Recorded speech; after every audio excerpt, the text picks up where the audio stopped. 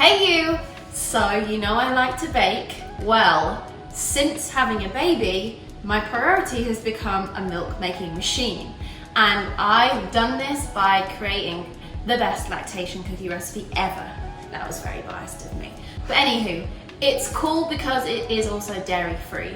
And from my experience, a lot of babies can have cow's milk allergies. So rest assured that nothing in here has dairy.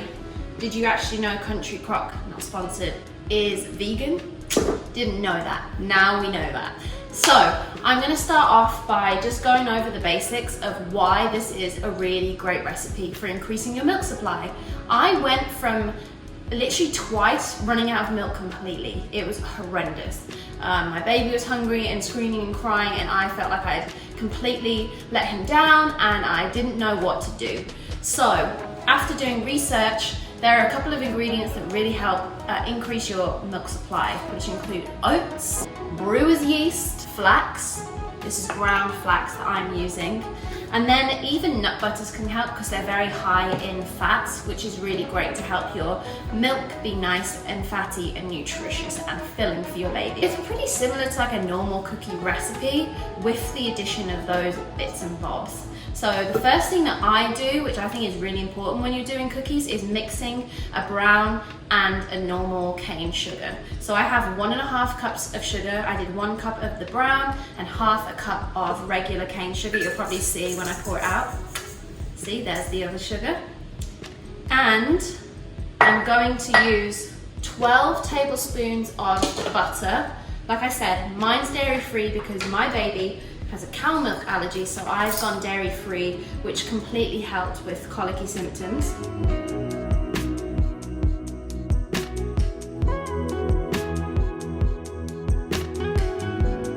4 tablespoons of coconut oil. So now you have a mixture of your butter and coconut oil and 2 sugars in your bowl, and you're going to cream those together. So the creaming method can be done by hand, but you can have a handy kitchen utensil to help you mix it up, because you want it to get light and fluffy and mixed in really well. So you're slowly just turning that up. If you have a KitchenAid, I'm on speed 6. I honestly get a bit scared to use 8 and 10.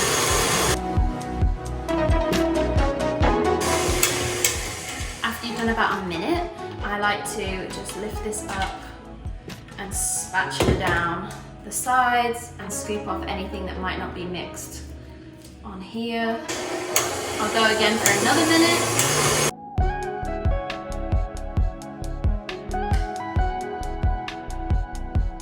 So it should look paler than it started, and I'll try and show you so you can see the kind of colour and consistency. It's much runnier than if you're using traditional butter, because I find that the Country Crock or whatever non-dairy alternative you're using is always a little bit thinner than like real butter.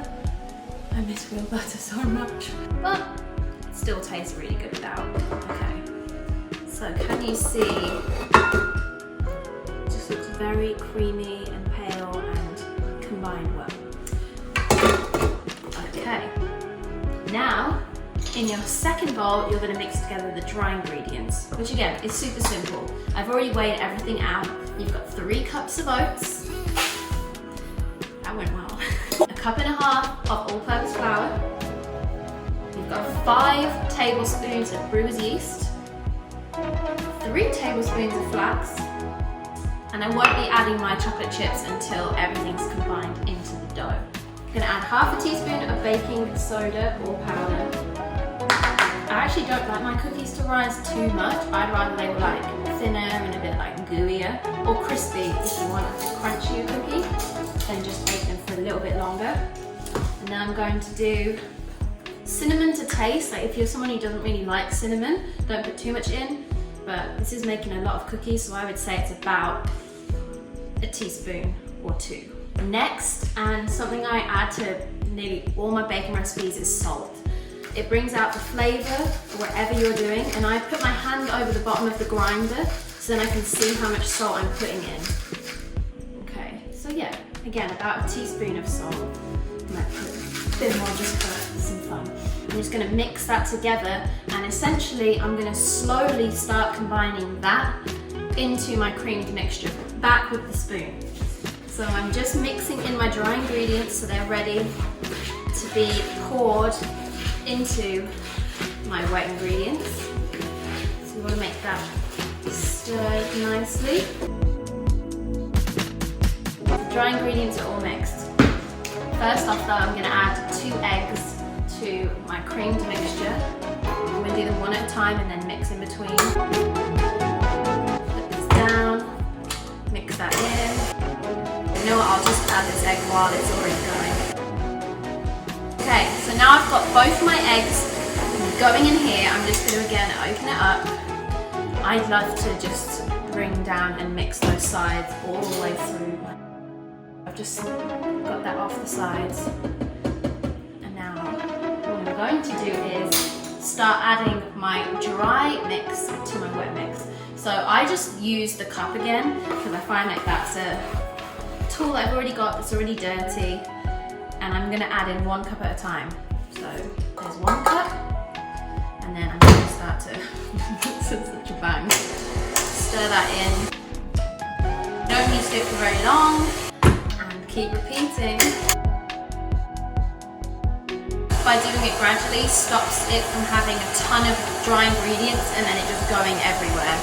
Oh, and of course, oh, it didn't start.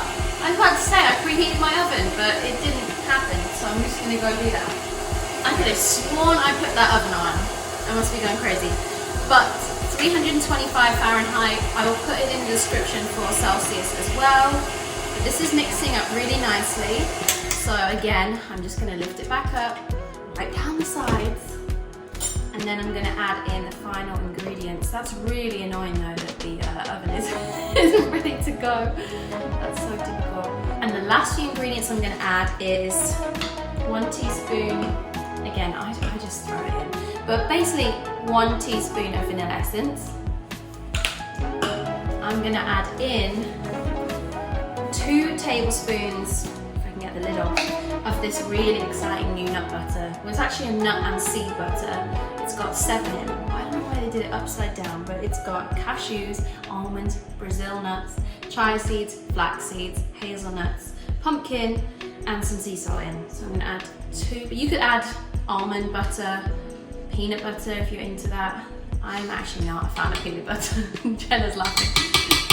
He's like, if you're into that. Ugh, peanut butter. Peanut butter and pickles. Maybe I just don't like things that begin with a P. Oh no, I love fillet though. That doesn't make sense. Okay, here we go. Okay, I'm gonna just use my finger. They're clean, I promise. Alright, and then, of course, the most important thing is your chocolate chips.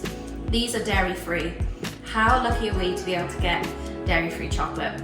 And a lot of chocolate is because essentially it's cocoa powder and cocoa butter. It's harder to get white chocolate or really milky chocolate, like milk chocolate. Obviously, milk, you know, that's why it's not dairy-free.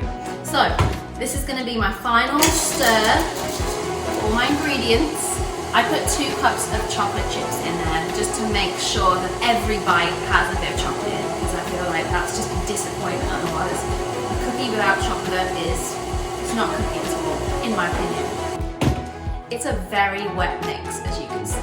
There's nothing wrong with that, it's gonna be fine. It's definitely harder to work with though, but the problem is, I find with it being dairy-free, it could become dry, so you actually need a really wet mix. Right, so it is trickier to work with. Options are, you could potentially, if you were struggling, put it in the fridge, which would just harden it up a little bit. Or you could wrap it in cling film into a ball and then try and roll it and then put it in the freezer and then cut it like that, so then it's ready to go straight onto the tray. But you know, I don't mind my cookies being odd shaped and imperfect because we're all a bit odd and imperfect, so the cookies will be just like me. Ta-da! Okay, now we're going to put your cookie dough on a baking tray. I use parchment paper, non-stick paper, whatever you need to use. I like to use an ice cream scoop, not only because I'm the world's biggest ice cream fan, but because I feel like it's a great size for cookies. Again, like I said, this is a wet recipe. It is not the easiest to work with, but the cookies turn out great, so that's the most important thing. I guess the one benefit is that you don't have to worry too much about using your hands to make it round. I literally use the ice cream scoop to just like push it down into a round shape. They spread as well. They do spread a lot. I would say they're going to grow an inch circumferentially. That would be right, circumferentially. So in circumference. Yeah. But we make that word up. We make it work. So we're just going to roll with it. That's the new baking terminology for cookie growth. It might feel like, wow, she's only putting 6 cookies on this tray. Yes, I am, because the first time I did this recipe, I did have some overlap and they did kind of get a bit stuck together, which again, there's no issue with that. They still taste delicious. So if you don't have 3 baking trays like I do, go for it. Just do a full-on tray. A tray cookie. All right, so that's the first tray of cookies done. I'm going to put them in the oven, just because you don't need to watch me do that 20 more times. And we will put these bad boys in the oven for approximately 15 minutes. If you like them less baked, my only issue is you might find that they're going to break more easily, it'll be more crumbly. Or if you like them crisped up and a bit browner, then go to nearer 20 minutes. But we're on 325, so it's a low oven temp. So let's put these bad boys in and see what they turn out. It's going to smell great. So the cookies are out of the oven. As you can see, they spread quite a bit.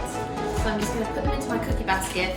I actually made 24 rather large cookies. So yes, you're probably thinking, how is one mom going to eat all of those? Trust me, you can do it. But also, the dads are going to love them too. And it's not like they're suddenly going to start spraying milk everywhere. So Philip is a huge fan of these lactation cookies. They are very delicious. And I'll show you what 24 looks like. It looks like this. So here we go, 24 delicious lactation cookies. They really are incredible.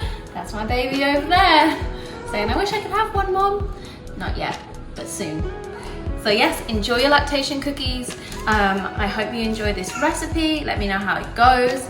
I definitely think closer to 20 to make sure that they don't fall apart, because they are quite crumbly. They're crumbly, but they're still like delicious and moist. So I don't know how that works, but they are really, really good. And yeah, I'm gonna go eat one right now. So comment below any other recipes that you like or any other questions you have about postpartum or newborns. I'm definitely gonna be making a ton of videos, so stay tuned. Mwah! Thanks for watching.